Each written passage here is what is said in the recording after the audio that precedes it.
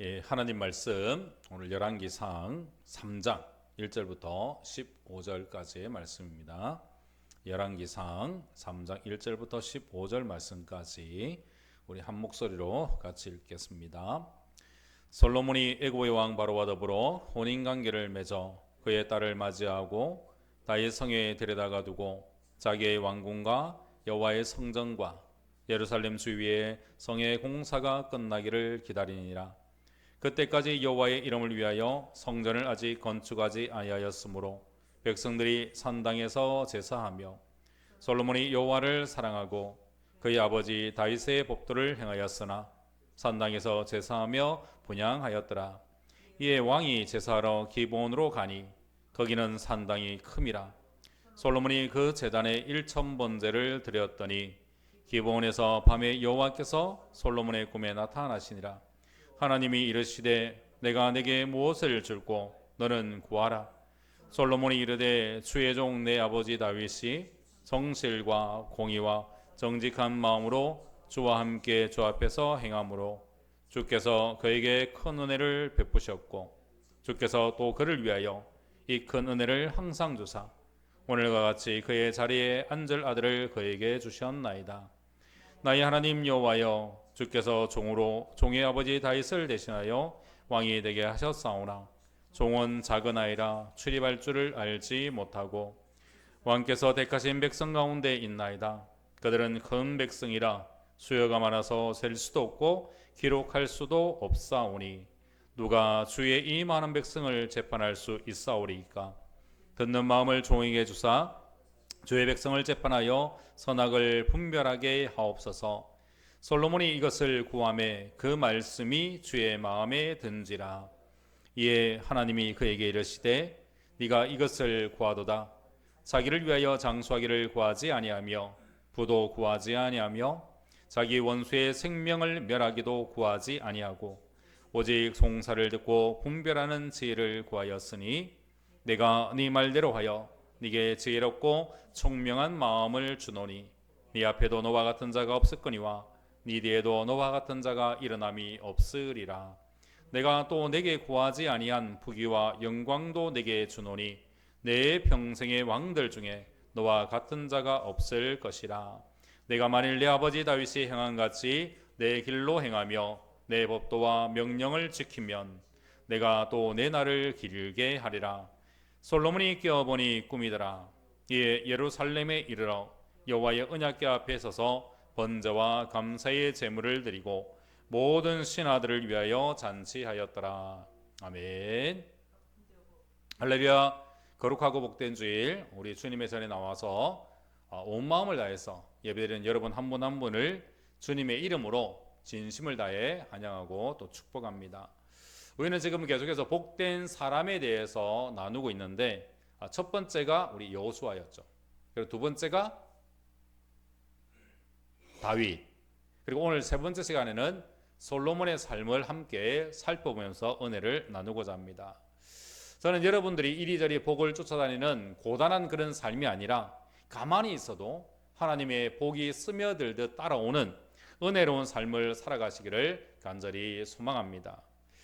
이스라엘이 위대한 성군으로 불리는 다윗도 왕이 되기 전까지는 참으로 정말 말로 다 표현할 수 없는 험난하고 눈물겨운 그런 세월을 견뎌야만 했죠.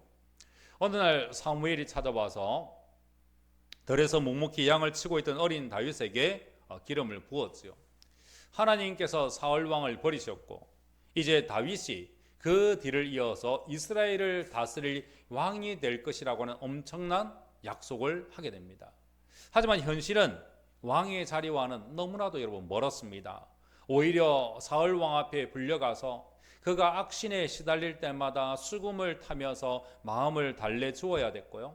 또 평소에는 무기를 들고 곁에 서 있어야만 했습니다. 그리고 고된 일과를 마치고 집에 돌아오면은 쉴 틈도 없이 다시금 들러 나가서 양을 돌보는 고단한 일상이 그렇게 반복이 되었죠. 그 이후에 다윗이 물맷돌 하나로 블레셋의 거인 골리앗을 쓰러뜨리고 승리의 노래를 부르며 돌아올 때 여인들이 부른 노래가 하나 있었습니다. 그 노래가 뭘까요? 사울이 죽인 자는 천천히요 다윗이 죽인 자는 만만히로다 라고 하는 노래였죠.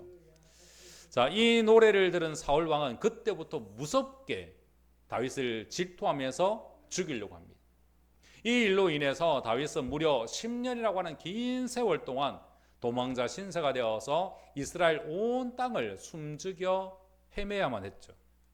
가보지 않은 곳이 없을 정도였습니다. 때로는요 도망칠 곳이 없어서 원수 골리앗의 고향까지 피신했고 그곳에서 살아남기 위해서 침을 흘리면서 미친 척까지 해야 했던 뼈아픈 시간도 있었습니다. 사울 왕과 요나단이 세상을 떠난 이후에도 다윗은 곧바로 이스라엘 통일 왕국의 왕이 되지를 못하죠. 바로 군대 장관 아브넬이 사울 왕의 아들 이스보셋을 꼭두각시 왕으로 세운 뒤에 자기 마음대로 나라를 쥐고 흔들었기 때문이었습니다. 북쪽에는 이스보셋이, 그리고 남쪽 유다에는 다윗이 왕이 되어서 무려 7년 6개월이라고 하는 분단의 시간을 보내게 됩니다. 아브넬과 이스보셋이 모두 죽고 나서야 다윗은 마침내 통일 왕국의 온전한 왕자에 오르게 되죠. 하지만 왕이 된 이후에도 가슴 무너지는 시련은요 끊이지 않았습니다.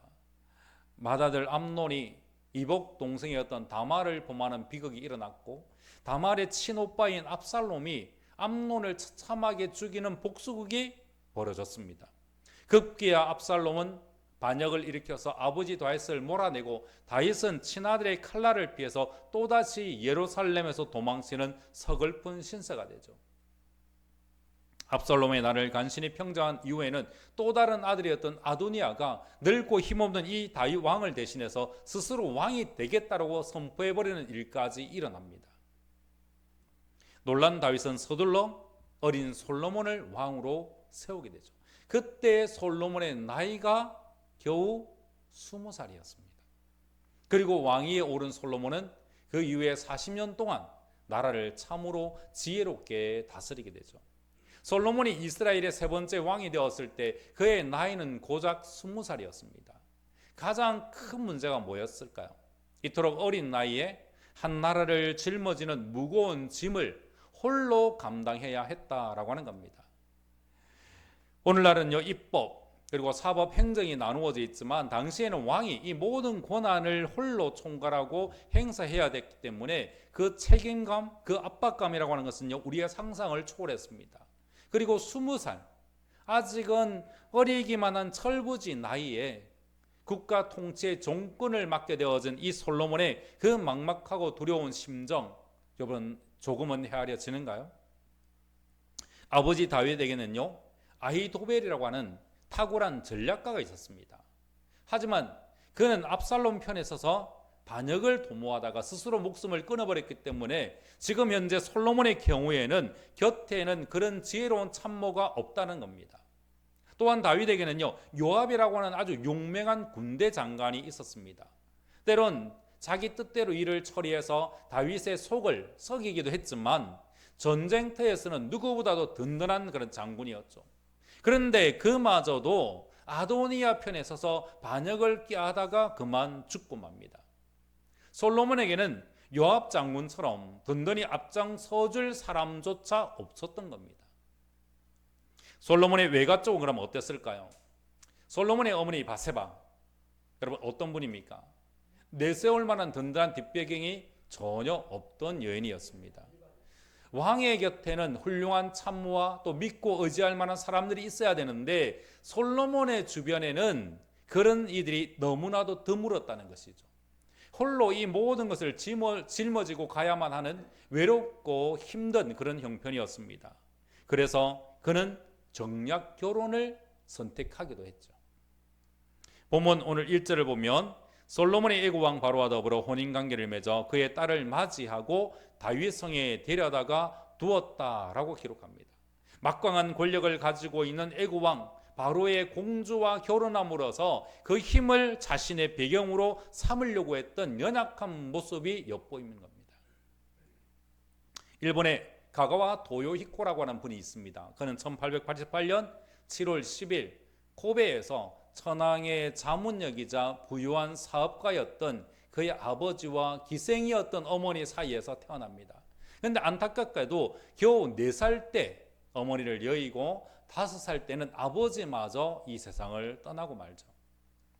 어린 그는 가족 농장으로 보내져서 본처의 자녀들과 한 집에서 자랍니다. 그런데요, 그곳에서 얼마나 모진 구박과 학대를 받았는지 어린 나이에 삶의 의욕마저 잃어버릴 정도였다라고 합니다. 일찍 부모를 여의고 첩의 아들이라고 하는 그 이유 하나만으로 말로 다 할 수 없는 수모를 겪으면서 살아내어야만 했습니다. 상처 입은 가가와 도요이코는요, 성격이 조금씩 비뚤어지기 시작했고 생각은 좀 어두워졌으며 사람들에게서 점점 소외되어져 갔습니다. 그리고 그의 가문에서는 그에게 불교의 가르침을 엄격하게 심어주기 위해서 일찍부터 절간으로 들여보냈습니다. 그리고 그는 그곳에서 불교의 교훈을 누구보다도 철저히 배우면서 살아갑니다. 그런데 그가 12살이 되던 해에 길 모퉁이를 서서리다가 구세군이 나팔을 불며 노방전도하는 모습을 보게 됩니다. 하나님을 믿으세요. 예수님을 믿으세요. 예수님께서는 여러분들을 사랑하십니다. 이렇게 외치며 지나가는 그들을 향해서 상처 입은 이 어린 소녀는 조심스럽게 다가가서 이렇게 묻습니다. 하나님께서는 저 같은 서자도 사랑하십니까? 기생의 아들도 사랑하십니까? 그러자 이런 따뜻한 대답이 그에게 돌아오죠. 그럼요, 하나님께서는 저 차가운 감옥에 있는 제수조차도 사랑하신답니다. 그 한마디에 가가와 도요이코는요, 굳게 닫힌 마음을 열고 즉시 그 대회를 따라 났습니다. 예수를 깊이 만난 훗날 너무나도 훌륭한 목사님이 되죠. 여러분, 우리에게는 든든한 배경이 없어도 괜찮습니다. 세상이 내 편이 되어주지 않아도 너무 슬퍼하지 마십시오. 크고 위대하신 하나님을 내 편으로 삼으면 우리는 이 험하고 거친 세상 속에서도 넉넉히 이기며 승리하는 삶을 살아갈 수가 있는 겁니다. 사방을 둘러보아도 세상에서 도움을 얻을 수 없고 또 우리에게 힘을 실어줄 만한 그 사람 하나 없는 막막한 상황 속에서 우리는 어떻게 해야 될까요? 나를 안아주실 하나님께 간절히 도움을 구해야 하지 않을까요? 솔로몬에게는 또 다른 이름이 여러분 하나 더 있습니다. 그 이름이 뭘까요? 바로 여디디야라고 하는 이름이었습니다. 그 이름의 뜻은 하나님의 사랑을 받는 자라고 하는 뜻입니다. 이 이름은요, 하나님께서 직접 솔로몬에게 지어주신 참으로 아름다운 여러분 이름입니다. 솔로몬은 아버지 다윗의 사랑을 듬뿍 받으며 자랐습니다. 그리고 비록 다윗과 바세바의 뼈아픈 제약 속에서 태어났지만 무엇보다도 하나님의 크신 사랑을 받는 존재였죠. 오늘 본문 7절과 8절 말씀 같이 한번 읽어보도록 하겠습니다. 나의 하나님 여호와여, 주께서 종으로 종의 아버지 다윗을 대신하여 왕이 되게 하셨사오나 종은 작은 아이라 출입할 줄을 알지 못하고 주께서 택하신 백성 가운데 있나이다. 그들은 큰 백성이라 수혜가 많아서 셀 수도 없고 기록할 수도 없사오니. 아멘. 솔로몬은 왕이 된 자신을 가리켜서 이렇게 표현했습니다. 종은 작은 아이라 출입할 줄을 알지 못하고 백성은 수요가 많아서 셀 수도 기록할 수도 없다라고 하면서 고개 숙여서 그렇게 고백을 하고 있습니다. 그는 자신의 절대적인 부족함을 너무나도 잘 알고 있었죠. 왕위에 오르긴 했지만은 어떻게 나라를 이끌어 가야 될지 몰라서 막막했습니다. 호시탐탐 왕위를 노리고 있는 이들도 주위에 너무나도 많았죠. 이미 형 압살롬과 아도니아가 반역을 도모한 적이 있었기 때문에 또 다른 왕자들이 언제 칼끝을 겨눌지 모르는 아주 캄캄한 그런 상황이었습니다. 든든한 버팀목이 되어주었던 아버지 다윗도 이제 곁에 없습니다. 뛰어난 지략으로 길을 열어줄 수 있는 전략가도 없고요. 전쟁이 나면은 앞장서서 싸워줄 장수도 없었습니다. 이제 그는 무엇을 믿고 누구의 도움을 구하며 나아가야 될까요? 내가 산을 향하여 눈을 들리라. 나의 도움이 어디서 올까? 나의 도움은 천지를 지으신 여호와에게서로다. 솔로몬은 그 절박한 마음을 안고 하나님의 도우심을 구하기 위해 기브온 산당으로 나아갑니다. 그리고 그곳에서 하나님을 향한 아주 절절한 마음을 담아서 일천번제를 하나님께 드리죠. 그 눈물의 기도와 헌신에 대한 응답으로 그는 엄청난 은혜를 받게 됩니다. 마침내 복이 저절로 따라오는 진정한 복된 사람, 축복의 사람이 된 것이죠. 오늘 본문은 솔로몬의 아름다운 신앙 태도를 우리에게 먼저 살펴볼 것을 도전합니다. 오늘 3절과 4절 말씀입니다.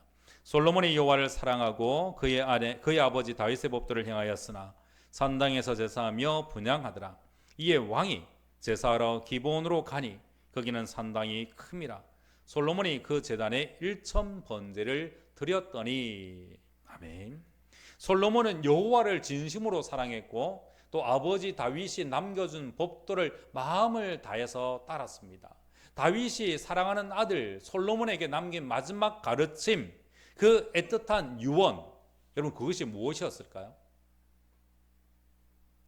열왕기상 2장 2절과 3절을 보면 다윗 아버지는 아들 솔로몬에게 이렇게 당부합니다.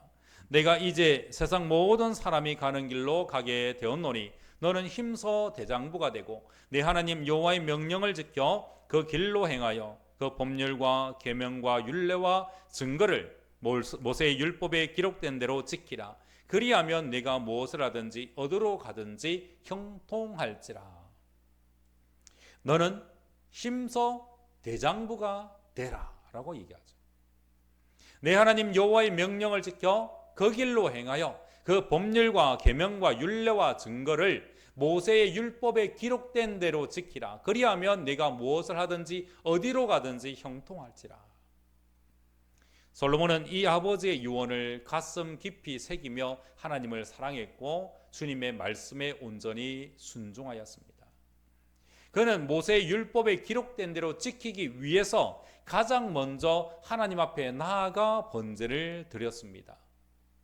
여러분, 번제라고 하는 것은 구약시대에 짐승을 통째로 불태워서 온전히 하나님께 바치는 헌신의 제사입니다. 그는 무려 1000마리의 짐승을 잡아서 1000번제를 하나님께 드립니다. 성경을 깊이 연구하는 이 주경학자들에 따르면요, 1000마리의 짐승을 잡아서 번제를 드리려고 하면 밤낮을 가리지 않아도 최소한 7일에서 8일 동안은 꼬박 걸려야만 될 것이다 라고 얘기합니다. 정말 어마어마하고 가슴 벅찬 그런 일이죠.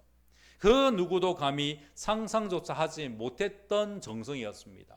그리고 그 이후에도 어떤 왕이 솔로몬처럼 1000번제를 드렸다라고 하는 기록은 찾아볼 수가 없습니다.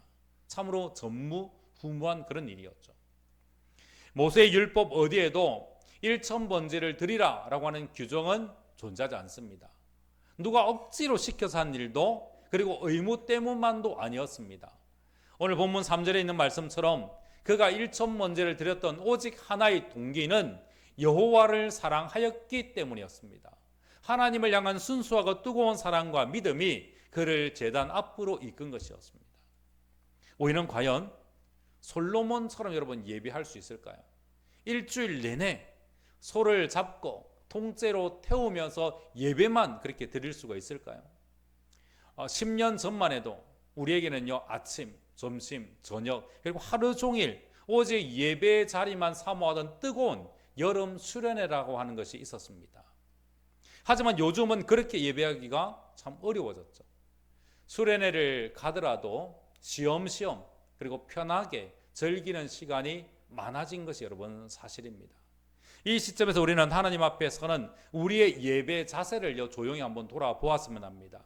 예배라고 하는 것은 나를 사랑하시는 하나님을 섬기는 고귀한 행위이자 그분과의 깊고 친밀한 교제입니다. 우리는 이 예배를 통해서 하나님께 영광과 경배와 찬양을 올려드리고 또 주님을 온전히 만나게 되는 것이죠. 마음이 담기지 않은 억지 예배는 그래서 참된 예배가 될 수가 없습니다. 억지로 끌려 나오는 것은 올바른 예배자의 태도가 아닌 것이죠.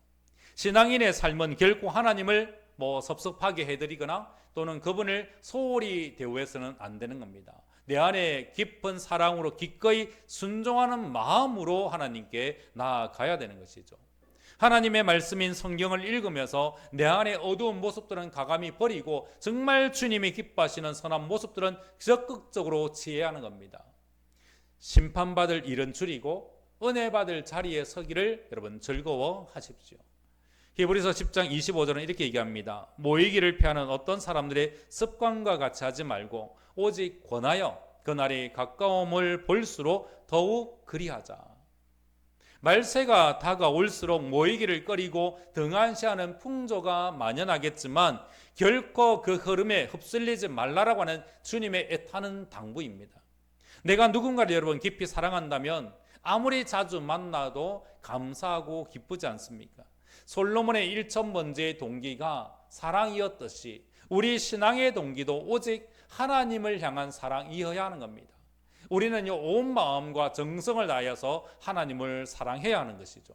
신명기 6장을 보게 되면 주님은 우리에게 하나님의 말씀을 마음에 깊이 새기고 자녀들에게 부지런히 가르치며 집에 앉아 있을 때든지 길을 갈 때든지 누워 있을 때든지 일어날 때든지 늘 그 말씀을 강론하라고 그렇게 이야기를 하고 있습니다. 손목에 메고 미간에 붙이고 집 문설주와 바깥문에도 기록할 만큼 가까이 두라고 하신 그 핵심, 그 말씀이 여러분 무엇이겠습니까? 바로 우리 하나님 여호와는 오직 유일한 여호와이시니 너는 마음을 다하고 뜻을 다하고 힘을 다하여 내 하나님 여호와를 사랑하라 라고 하는 아주 뭉클한 주님의 부르심입니다. 우리의 온 마음을 다하고 뜻을 다하고 힘을 다하여 하나님을 사랑할 수 있는 가장 확실한 방법, 그것이 여러분 무엇이겠습니까? 그것은 바로요 신령과 진실한 마음으로 하나님께 엎드려 예배 드리는 것입니다. 우리는 예배에 승리해야 합니다. 예배의 승리가 곧 우리 믿음의 승리이기 때문에 그렇습니다. 예배에 성공할 때 여러분 복이 저절로 따라올 수 있는 은혜의 사람, 복된 사람이 될 수가 있는 겁니다. 사랑하는 믿음의 육자 여러분, 마음과 정성과 뜻을 다하여 하나님께 예배 드리시기를 간절히 축복합니다. 예배 드림에 우리가 성공하면 여러분의 삶 가운데 억지로 구하지 않아도 하나님의 복이 저절로 스며들어 따라오게 될 것입니다. 두 번째로 1000번째 의미를요 우리 마음에 한번 새겨보기를 바랍니다. 1000마리의 양을 잡아서 온전히 태워드리는 이 제사에는요 최소 일주일의 시간이 필요했습니다. 시간과 열정 그리고 온전한 정성과 소중한 물질까지 자신의 모든 것을 다 종합하여 아낌없이 쏟아 부어야만 가능한 일이었죠. 성경을 가만히 살펴보게 되어지면 하나님께 우리가 무언가를 받은 이후에 감사해서 드린 사람들도 있지만 먼저는 자신의 것을 아낌없이 드리고 난 이후에 더 큰 은혜를 받은 사람들이 있습니다. 그런데 놀랍게도요 먼저 드린 사람들의 축복이 훨씬 더 크고 깊다라고 하는 것이죠. 아브라함은 자기 집을 찾아온 낯선 손님, 곧 하나님의 일행들이었죠. 이 손님을 정성을 다해서 먼저 대접했을 때 아들을 얻는 귀한 복을 받습니다. 그리고 훗날에는요 눈에 넣어도 아프지 않을 외아들 이삭을 모리아산에서 하나님께 아낌없이 내어 드림으로써 이루 말할 수 없는 더 크고 놀라운 은혜를 누리게 되었습니다. 로마서 11장 35절은 우리에게 묻습니다. 누가 주께 먼저 드려서 갚으심을 받겠느냐? 솔로몬은 응답을 받기 전에 먼저 자신의 모든 정성을 담은 1000번제를 하나님께 올려드렸고요. 그 이후에 엄청난 은혜를 덧입었습니다. 오늘 우리도 이처럼 하나님께 기꺼이 드리기를 힘쓰는 성도가 되기를 간절히 소망합니다. 우리의 마음을 드리고 몸을 드리고 귀한 시간을 드리며 정성과 물질을 모아서 주님을 기쁘게 섬겨야 하는 겁니다. 여러분, 받는 것이 먼저일까요? 드리는 것이 먼저일까요? 내게 주시면 그때 드리겠습니다 라고 하는 계산적인 마음이 아니라 먼저 나를 내어 드림으로써 하나님의 마음을 시원하게 해드리고 주님을 기쁘시게 하는 아름다운 삶을 살아가시기를 주의 이름으로 축복합니다. 어느 목사님께서 1999년에 아주 큰 병으로 입원해서 수술을 받게 되셨습니다. 그리고 수술 이후에 병상에 누워 계시면서 사모님과 함께 눈물로 1000번제를 작정을 하셨습니다. 혹여나 하나님께서 나를 먼저 불러가시면 이 1천 번제를 다 마치지는 못하겠지만 주님께서 나의 이 작은 정성을 다 받으시려면 최소한 1천 번제가 끝날 때까지는 나를 살려주시고 기다려주시겠지라고 하는 간절한 마음으로 시작을 하신 것이었습니다. 새벽 예배, 낮 예배, 밤 예배, 수요일, 금요일 교회에 나갈 때마다요 정성을 다해서 예물을 드렸습니다. 그런데 놀랍게도요 1천 번제를 드리는 동안에 목사님의 건강은 기적처럼 빠르게 회복이 되고 있었던 겁니다. 1999년 4월 15일에 시작된 첫 번째 1천 번제가 2003년 4월에 무사히 마쳐집니다. 그 감사함에 곧바로 두 번째 1천 번제를 시작해서 그마저도 끝까지 다 올려드렸습니다. 그리고 지금은요 아주 건강한 모습으로 영광스럽게 정년 은퇴를 하셨습니다. 그 목사님은 눈시울을 붉히면서 이렇게 고백을 합니다. 지금까지 제 삶에 부어주시는 하나님의 은혜가 참으로 너무나 큽니다. 사랑하는 믿음의 여러분, 우리 먼저 주님께 드립시다. 그리하면 우리 하나님께서 그 예쁜 마음을 아시고 반드시 천만 배로 풍성하게 갚아주실 줄 믿습니다. 우리가 하나님께 드리자라고 하면 가장 먼저 물질과 헌금 11조를 여러분 떠올리기 쉽습니다. 물론 물질의 11조는 우리 신앙의 든든한 기본이고 말할 필요도 없이 너무나도 중요한 것이죠. 하지만 우리는 여기서 멈추지 않고 내게 주어진 시간의 11조, 내 마음의 11조, 내 삶 전체의 11조를 주님께 올려드려야 되는 겁니다. 주일날 이렇게 교회 나와서 하나님을 묵상하는 것 너무나도 귀하고 여러분 소중한 일입니다. 그러나 주일에만 잠깐 떠올리는 하나님이 아니라 매일매일 일상 속에서도 늘 우리 가슴 한가운데 주님을 모시고 살아가는 여러분 우리가 되어야 하는 겁니다. 우리가 늘 하나님을 생각하고 사랑할 때 주님께서 정말 흐뭇하게 웃으시면서 내가 네게 무엇을 주고 너는 내게 구하라 그렇게 다정하게 물어오시지 않겠습니까? 자주 뵙고 깊이 교제해야 그런 은혜로운 음성도 자주 들을 수가 있는 겁니다. 어쩌다 여러분 한번 스치듯이 맞는 그 자리에서 그런 말씀을 듣는다면 오히려 낯설고 믿기지 않아서 의심하게 될지도 모르겠습니다. 하지만 늘 가까이에서 동행하는 깊은 만남이 있어야 내가 내게 무엇을 주고 너는 구하라 하시는 그 주님의 물음 앞에 내 영혼이 진정 갈망하는 것을 솔직하고 당당하게 여러분 아뢰을 수 있지 않겠습니까? 사랑하는 동역자 여러분, 여러분의 마음과 정성, 시간과 일상의 삶을 우리 주님께 기쁘게 올려드림으로써 매일매일 하나님의 큰 기쁨이 되는 참으로 복된 인생을 살아가시기를 간절히 소망합니다. 마지막 세 번째로 솔로몬이 하나님께 받은 놀라운 은혜를 한번 봅시다. 오늘 11절에서 14절 말씀입니다. 이에 하나님이 그에게 이르시되 내가 이것을 구하도다. 자기를 위하여 장수하기를 구하지 아니하며 부도 구하지 아니하며 자기 원수의 생명을 멸하기도 구하지 아니하고 오직 송사를 듣고 분별하는 지혜를 구하였으니 내가 내 말대로 하여 내게 지혜롭고 총명한 마음을 주노니 내 앞에도 너와 같은 자가 없었거니와 내 뒤에도 너와 같은 자가 일어남이 없으리라. 내가 또 내게 구하지 아니한 부귀와 영광도 내게 주노니 내 평생의 왕들 중에 너와 같은 자가 없을 것이라. 내가 만일 내 아버지 다윗이 행한 같이 내 길로 행하며 내 법도와 명령을 지키면 내가 또 내 날을 길게 하리라. 아멘. 모든 진을 다 쏟아 1천 번제를 마치고 난 이후에 하나님께서 솔로몬에게 무엇을 원하느냐고 다정히 물으셨습니다. 내가 내게 무엇을 주고 너는 구하라. 솔로몬은 엎드려 하나님께 그렇게 고백합니다. 누가 주의 이 많은 백성을 재판할 수 있사오리까? 듣는 마음을 종에게 주사 주의 백성을 재판하여 선악을 분별하게 하옵소서. 어린 왕의 이 기특한 대답에 하나님이 어떻게 여러분 응답하셨을까요? 내가 네 말대로 하여 네게 지혜롭고 총명한 마음을 주노라. 내가 구하지 아니한 부귀와 영광도 내게 주노라.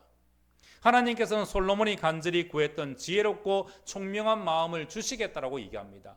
그리고 놀랍게도 그가 미처 구하지 않았던 세상의 부귀와 영광까지도 덤으로 안겨주시겠다라고 하나님은 약속하시죠.